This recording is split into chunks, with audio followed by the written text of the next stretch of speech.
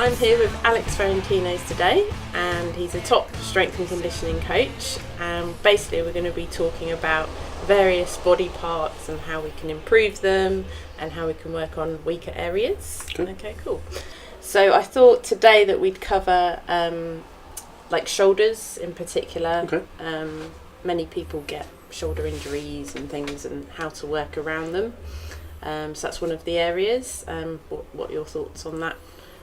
My main thoughts are a lot of the bodybuilding staples. They're not necessarily the wrong lifts, but the commonly accepted techniques aren't very good. Like I wouldn't say bench pressing is bad, but I'd say the way most people bench press isn't very good. You see what I mean? Yeah. So, but there'd be a correct way to, or a better way to go about it. So you could tune up people's lifting so that you improve their strength, keep their joints safe, that kind of thing. And then obviously if they're stronger, there's more tension on the muscle, and that's one of the key stimuli of muscle growth. So cool. Beneficial all round. So I would say there are some things with shoulders where I don't think people hit rear delts very intelligently.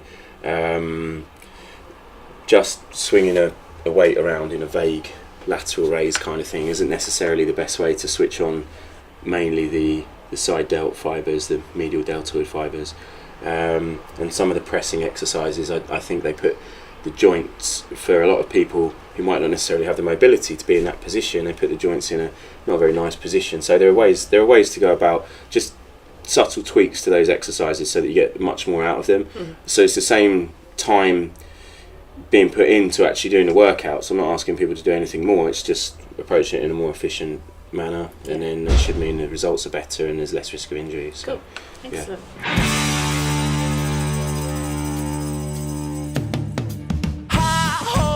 Psycho, I got a feeling like a tidal flow, but I know what I am, ain't know what the are, so let me be. Gasoline, saccharine, I got no reason for the state I'm in, but I know what I am, they know what they are, so let me be.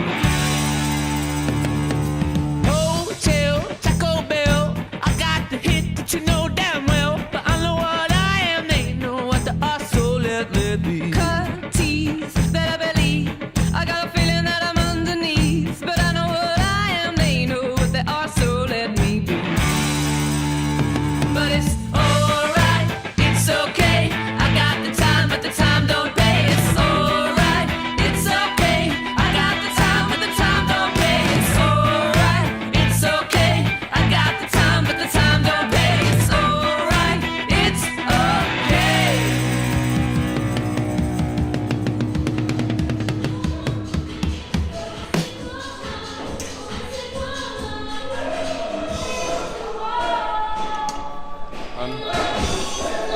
With this one, basically if you're pressing out there, that might be a bit painful for your shoulder or cause some issues over time. But the front delt, because it runs from there to there, wherever that upper arm is, as long as it's going up, that works. So if that out there might create some issues, you just bring your elbows in, it's still front delt work. So it's more of a nice neutral grip. It's kind of like a log press in a way, but through a machine.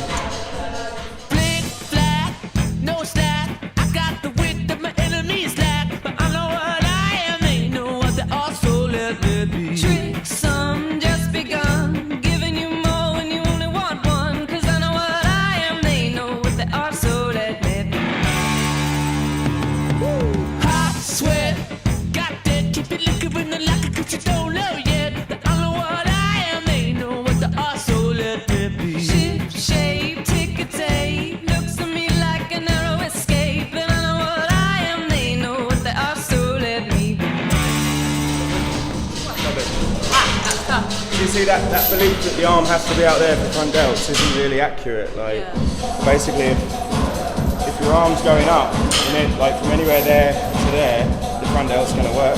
But like that, particularly if people haven't got good external rotation, it's not going to do their joint any favours. So you can bring it in a bit. And if you consider that like most strongman lifts are done that way, you can probably get stronger in that as well. So. It's okay.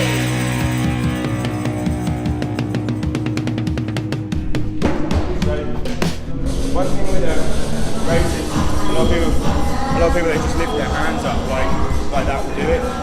kind of does, but if you're upright doing it or even leaning back, the front and the side delt are working together, really, which isn't a bad thing, but it means the front delt is doing a lot of the work. If you shift forward a bit, you can make it more side delt than front delt. And then also, this bit here to here is kind of dead. That's not even the side delt. The side delt only switches on above there. The muscles down here, that's some rotator cuff muscles, really. So all this idea of doing partials and things like that, that's not in the side delts. So what we can do is make sure we've got a bit of a forward lean and then lean away so that dead spot's gone and you're just purely working in the range where the side delt's active. You go on the wall bar. But it's alright, it's okay. I got the time, but the time don't pay. It's alright, it's okay. I got the time, but the time don't pay. It's alright, it's okay. I got the time, but the time don't pay. It's alright, it's okay. Move your torso forward and then raise from there. Yeah. Try and bring your feet a bit closer. And then you see that dead spot down here, you can't do it because you start there. So it's just purely where the side delts work. And because you're shifting forward, the side delt's on top, so that does most of the work. If you're upright, the front delt works with it. So if you side forward, it takes out the front delt being able to act strongly. It means it's more side delt fibers. Alright, it's okay. I got the time, but the time don't pay. It's alright, it's okay.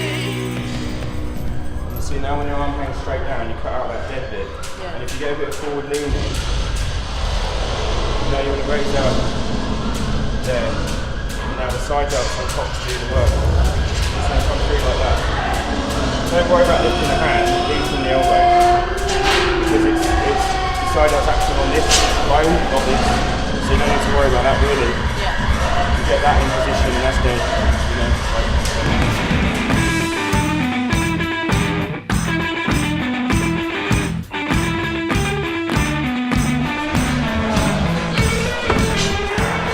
Feel that working definitely. It's more isolated. So.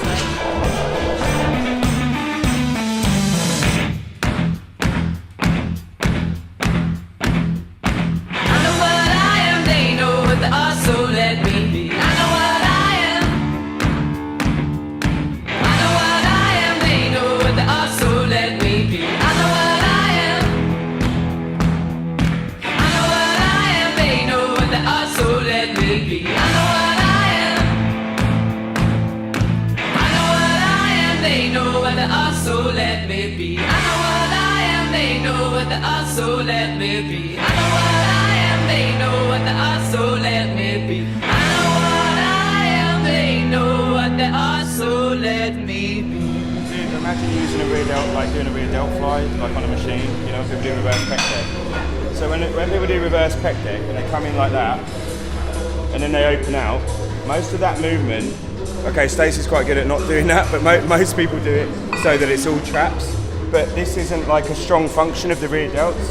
If we look at the rear delts, when they start here, so they originate across here, so the fibers are going to run in a straight line to there. So if you imagine that line, that means the arm moves like that. That's how they activate the most strongly for shoulder extension. Yet a lot of us are using them up here, and they don't really pull very well in that position. So I'm just going to show you something to take the traps out of the game and use them in their strongest position.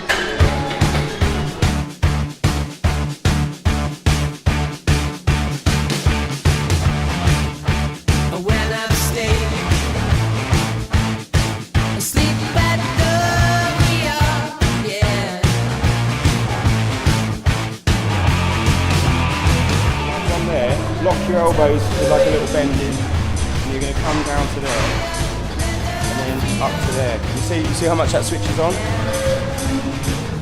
Versus that. You see that doesn't really, do you see what I mean? That doesn't really light up. And now, shrug again, shrug back. And now go through that again. You see there's a real difference there.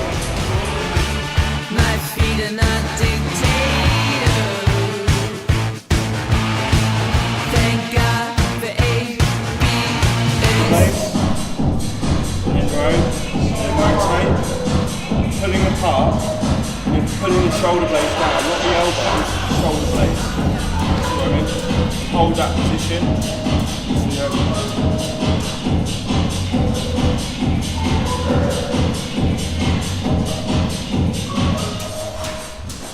And you see, like, so when people do it with the cables, they drop in like that. See what I mean? They like squat, put their body weight into it, and there's less work on the rotator cuff. It's a rotator cuff.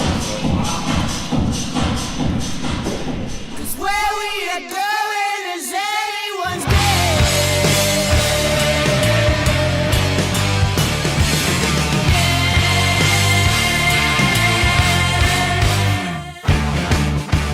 Took the bait, so did you, yeah.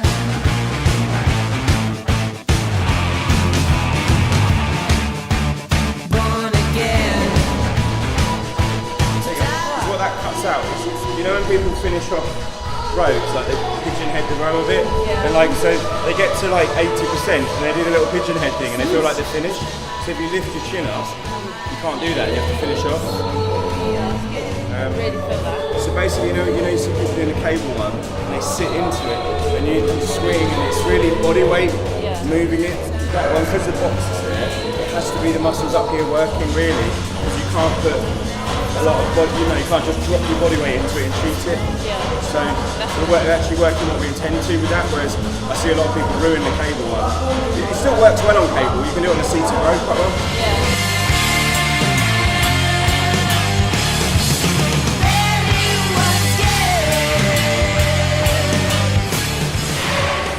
So a lot of people neglect rotator cuff, and they think if they do some rear delt work, that that's rotator cuff, but it's not.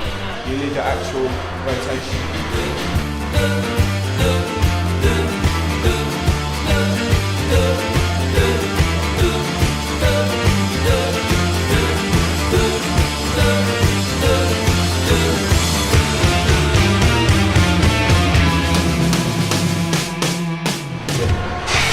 And again, try and pull the hands apart and back at the top.